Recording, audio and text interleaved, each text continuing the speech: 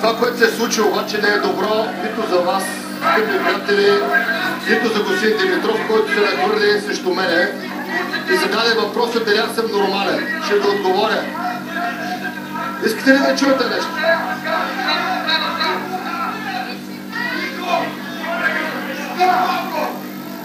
Какво се случи само преди малко, да си припомним още един път? Това, което направихте вие, е абсолютно недопустимо, защото аз ви помолих.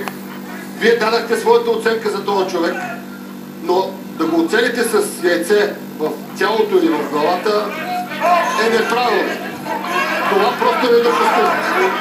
След което този човек, след като го оцелиха хората тук, взе една чаша, която обаче не е яйце.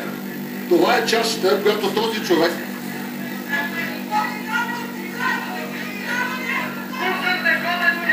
това е чаша, вижте, това е чаша от порцелан, която този човек хвърли в краката ми, явно защото нямаше как да ме оцели мен в главата пред 1000 човека тук. И каза, и този представител на партия ГЕРБ, господин Димитров, каза: ти нормален ли си, бе? Този човек аз ще го съдя до дупка. До дупка! Сега тук съм с изпълнителният директор на News 7 и TV7, както и нашите юристи. Ники, слава на Бога, не успя да те нарани депутата. Той обаче не можа да избяга от, така да се каже, народната любов в кавички и май си излягне върху тебе. Кандидат депутат. Той беше и депутат в миналия парламент. Ситуацията е изключително нелепа и унизителна. За мен, мисля, че и за телевизията, и за тия хора, които дойдоха тук хиляди на площада. Господин Димитров наистина беше оцелен с яйце. Няколко яйца бяха хвърлили към него хората преди това. И най-вероятно от болка също и той се е почувствал в някаква оскърбителна ситуация. Той се насочи директно към мен. Аз в първи момент реших, че той ще ме удари. Но запазих се му обладание, защото в края на краища и такива неща съм преживявал. Явно се отказа да посегне върху мен. За миг всичко това става за някакъв миг от секундата. Стигна до мене, то се вижда на кадър. Като че ли, пак казвам, тръгна да ме удря. Спря се за секунда, отново за части от секундата, след което той беше, може би, хванал чашата в ръката си вече. Леко се отдръпна и с всичка сила струши в краката ми, буквално върху крака ми, отгоре. Проблема е, че виж пеш. Това парче, примерно. Като дойдох на сцената, взех 3-годишни Ивчо, който на всичкото отгоре и с акушерска парализа на ръчичката. Той беше точно тук, където ти намери такива отломки. По някакъв жив късмет и някаква съдба житейска, това детенце беше с мен, промени си местоположението, пъргало е, заиграло се някъде и не беше точно там, където полетяха отломките, не беше с мен, то беше с мен на сцената. Всъщност детето. Това, което аз ще направя, аз няма да остана в случая така. За мен господин Димитров и така хората около него наистина създадаха някаква безпрецедентна омраза преди тази кампания. В тази кампания е нормално да се стигне до такива инциденти. Аз ще потърся правата.